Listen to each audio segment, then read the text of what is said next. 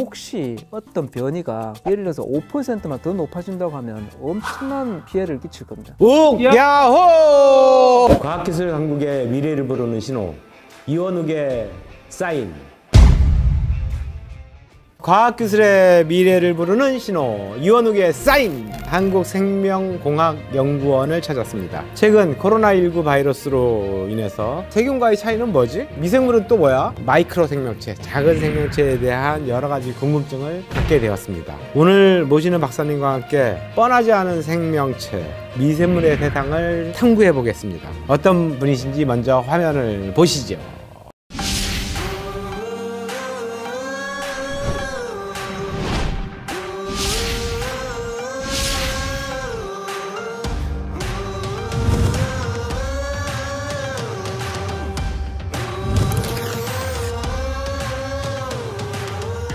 안녕하세요, 류충미 박사님. 네. 먼저 박사님이 소속된 이곳 생명과학연구원이 어떤 일을 하는 곳인지. 한국생명공학연구원은 아주 쉽게 말씀드려서 이제 바이오에 관련된 모든 것을 다 할 수 있습니다. 여러분들이 생각하는 아주 작은, 방금 이야기하셨던 조그마한 바이러스부터 아주 큰 원숭이까지 연구를 하고 있고요. 머릿속에 생각나는 어떤 것도 저희들이 연구하고 있다고 자부하고 있습니다. 대한민국 최고. 감사합니다. 아니, 대한민국 최고라고 야호! 우리 박사님이 제일 싫어하시는 단어가 있다면서요? 식물인간. 식물국회. 창피하긴 한데요. 어떤 생각으로 그래? 제가 사실은 이제 지금 감염병 연구센터를 맡고 있지만 원래 이제 제 전공은 식물하고 미생물, 식물하고 세균 상호작용 연구를 했습니다. 연구를 하다 보니까 정말 식물이 똑똑하고 대단하다는 걸 여러 번 느낀 계기가 많았는데, 이런 똑똑한 식물한테 식물인간, 식물국회라는 말은 이 위대한 식물을 이런 그의 상징처럼 하는데, 제가 이제 기대하기로는 식물국회하면 대단한 국회다 라고 이제 모든 사람들이 인식할 수 있는 날이 빨리 왔으면 좋겠습니다. 류 박사님의 직업이 감염병 연구센터장입니다. 감염병 연구센터장으로서 현재 백신 생산 과정 어떻게 보고 계시는지요? 국가적으로 백신을 도입을 해가지고 국민 전체가 이제 면역을 얻은 다음에 코로나19를 극복할 수 있는 유일한 수단으로 많이 진행이 되고 있고 아주 순조롭게 잘 되고 있다고 저는 개인적으로 판단하고 있습니다. 근데 약간 이제 아쉬운 점 중에 하나는 국산 백신이 빨리 나와서 파이자나 아스트라제네카 같은 회사하고 견줄 만한 어떤 국산 백신이 빨리 나왔으면 좋겠다라고 많은. 코로나 얘기가 나왔으니까요. 생명공학자에게는 어떤 의미가 있는지 궁금한데, 이 바이러스가 창궐하는 이유, 과연 우리가 넘어설 수 있을 것인가? 네.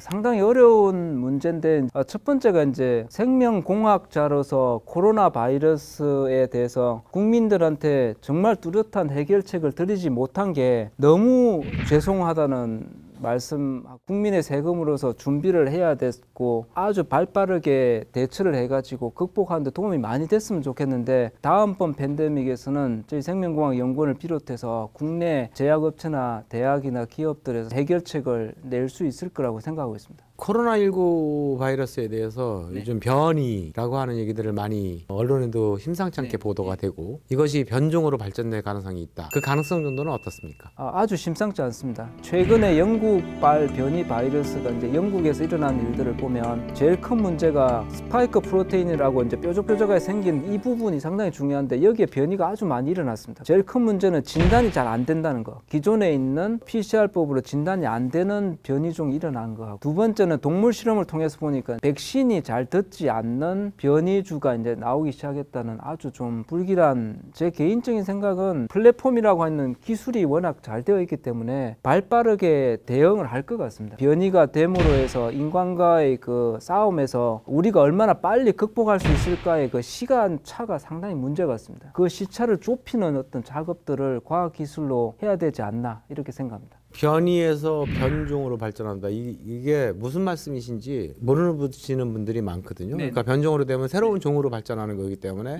백신이라든가 이런 거는 개발된다 하더라도 전혀 새롭게 시작해야 되는 거. 그러면 제2, 제3의 코로나 바이러스다. 이렇게 볼 수도 있는 거 아니겠습니까? 쉽게 말씀드리면 그렇습니다. 이제 저희가 생태학적 용어로 선택압이라는 말을 쓰는데 이제 상당히 어려운 말이긴 한데, 예를 들어서 그렇습니다. 점점 더 어려워집니다.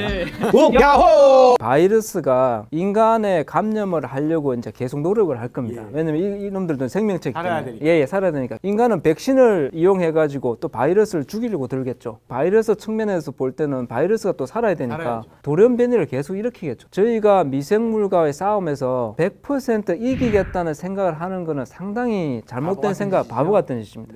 적당한 거리를 두고 지내는 방법들을 조금 더 고민하는 게 더 결국에는 미생물을 이길 수 없다. 변종이 만들어질 가능성이 DNA 변화에 의해서 아주 농후하다. 위드 코로나라고 하는 용어들도 요즘 그래서 많이 사회적으로 얘기를 하고 있는데요. 그런 거에 대한 대비는 어떻게 해야 되는 건가요? 어려운 이야기를 조금만 드리면 바이러스를 막으려고 하는 3겹 정도의 벽이 있습니다. 첫 번째 벽은 피부입니다. 두 번째는 선천 면역입니다. 맨 마지막이 우리가 백신으로 하는 후천 면역입니다. 근데 사실은 이제 저희가 시도하지 않았던 게 선천 면역을 높이는 겁니다. 위드 코로나 같이 늘 병원균과 같이 가려고 하면은 선천 면역을 높이는 방향으로 조금 했으면 좋겠습니다. 한간에는 코로나 바이러스가 그렇게 일반 감기 바이러스하고 뭔 차이가 있냐. 결국 걸려봤자 무증상으로 해서 그냥 낫는 사람이 아주 대부분이고 약을 팔아먹기 위한 음모 아니냐. 그런 가짜 뉴스들이 생각보다 저도 많이 듣고 뭐 여러 가지 답을 드릴 수 있는데 이제 제일 첫 번째는 감기하고 비슷하지 않습니다. 감기보다 사망률이 10배 높습니다. 완전히 다른 이야기고 또 한 가지는 전염성이 너무 강합니다.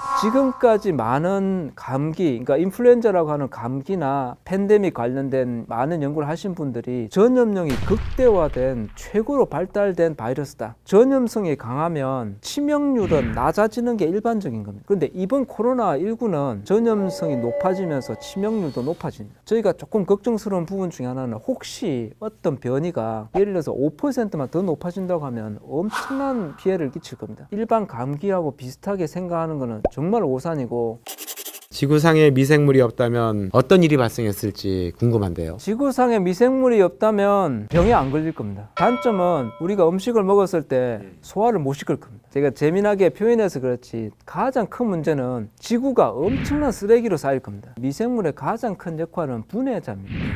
그러니까 유기물을 분해해가지고 다시 먹을 수 있게 다시 식물이나 세균한테 주고 이런 역할을 하기 때문에 미생물이 없다면 지구는 모든 생명체가 멸종할 겁니다. 인간이 지구를 위협하는 행위들을 많이 하고 있는데요. 미세먼지, 온실 기체, 기후변화, 그 중에 하나가 플라스틱 아닐까 싶은데 박사님께서 연구하신 분야 중에 하나가 플라스틱을 먹어치우는 곤충, 이거를 연구하셨습니다. 그거에 대해서 한 말씀 해주시죠. 감염병구센터에서 하는 역할은 슈퍼박테리아를 극복할 수 있는 항생제를 개발하는 그런 연구를 하고 있습니다. 사람을 대신해서 이제 동물 모델을 쥐나 뭐 이런 것들을 이용을 하는데 생쥐를 이용하다 보니까 너무 많이 생쥐를 죽여야 되고 생쥐를 대체하는 동물 모델이 뭘까라고 이제 고민을 하다가 논문에 우연찮게 꿀벌부채 명라방이라고 하는 그 벌레를 소개를 한 적이 있습니다. 저희가 그 벌레를 받아가지고 생쥐 대신에 이제 슈퍼박테리아를 넣고 생쥐를 죽이는 대신에 이 벌레를 죽이는지 안 죽이는지 실험을 계속 하고 있습니다. 계속 연구를 하면서 학생들이 계속 이야기가 뭐냐면은 택배가 왔는데 이 벌레가 밖에 탈출을 하고 있다 이야기를 해서 보니까 이 벌레가 계속해서 플라스틱과 스티로폼을 갖다가 뚫고 계속 탈출을 하는 것을 보고 있어가지고 그러면 어떻게 이게 탈출할 수 있었을까라고 연구를 하다 보니까 플라스틱을 몸속에 먹고 그걸 화학적으로 분해한다는 걸 저희가 알아냈습니다. 화학적으로 전혀 다른 물질로 바뀌는 겁니다. 궁극적 목적은 CO2 같이 공기로 밖에 이제 날려보내는 게 궁극적 목적인데 저희가 타겟으로 하는 거는 폴리에틸렌이라고 하는 플라스틱 봉지. 폴리에틸렌이 정말 특이한 구조인 게 탄소하고 수소로만 가지고 있습니다. 산소가 없습니다. 플라스틱을 먹고 나온 분비물을 갖다가 저희가 화학적으로 분석을 해보니까 산소가 탄소에 붙어 있는 겁니다. 어떻게 산소가 붙어 있지라고 생각을 해가지고 보니까 장 속에서 효소가 산소를 붙여주고 그 다음에 분해를 하는 것을 저희가 알 수 있습니다. 이 페트병이 왜 이제 물을 담을 수 있냐면 물에 안 젖죠, 플라스틱이. 효소는 물에 젖지 않으면 작용을 못 합니다. 장 속에서 벌레가 플라스틱이 물에 젖게 하는 작용을 했던 겁니다. 그러니까 이게 이제 약간 저희가 고민해야 될 부분 중에 하나인데 물에 젖지 않기 때문에 분해가 안 됐던 건데 물에 젖게 하는 작용을 곤충의 장 속에서 이제 이런 작용들이 일어났던 거죠. 이제 마쳐야 갈 때가 된 것 같은데요. 미생물 세상을 통해서 인간이 어떤 걸 성찰해야 되는지요? 다양성이라는 게 상당히 중요합니다. 우리 몸속에 미생물 다양성이 깨졌을 때는 상당한 문제가 있습니다. 나이가 들수록 다양성이 깨진다고 합니다. 인간의 항상성하고 관련이 있습니다. 항상성이라고 하는 계속 우리가 죽기 전까지 항상성을 유지해야 됩니다. 인간이 항상성을 유지하기 위해서는 다양성을 존중해야 되고 함께 살아간다라고 하는 생각, 맞습니다. 공생의 생각 이런 걸 말씀해 주신 것 같습니다. 청소년들이 이제 미생물이라고 하면 상당히 이제 어렵게 생각하고 이해가 안 되는 부분들이 많다고 생각을 합니다. 그런데 이제 최근에 이제 코로나19라는 바이러스 때문에 청소년들이 많은 관심을 가지는 것 같습니다. 세상에 당연하다고 생각하는 것들을 머릿속에 지웠으면 좋겠다는 생각을 합니다. 과학이라는 것은 당연하다라는 생각 위에 설 수는 없습니다. 자그마한 질문이라도 한번 해보는 그런 습관을 가졌으면 좋겠습니다. 자, 오늘 한국생명과학연구원에서 류충민 박사님을 만나보았습니다. 코로나19부터 미생물의 세계까지 아주 소상하게 설명을 해주셨습니다. 아인슈타인이 이런 말을 했습니다. 꿀벌이 없어진다면 인류는 멸망할 것이다. 이미 꿀벌의 75%가 지구상에 사라지고 있다고 하죠. 이 공생을 파괴했을 때 나타난 폐해 중 대표적인 것이 바로 코로나19 바이러스 아닌가 생각합니다. 류충민 박사님과 함께 공생의 철학에 대해서 깊이 생각해 보는 시간이 되었습니다. 플라스틱 없는 깨끗한 지구를 류충민 박사님과 함께 열어가자! 파이팅! 네, 고맙습니다.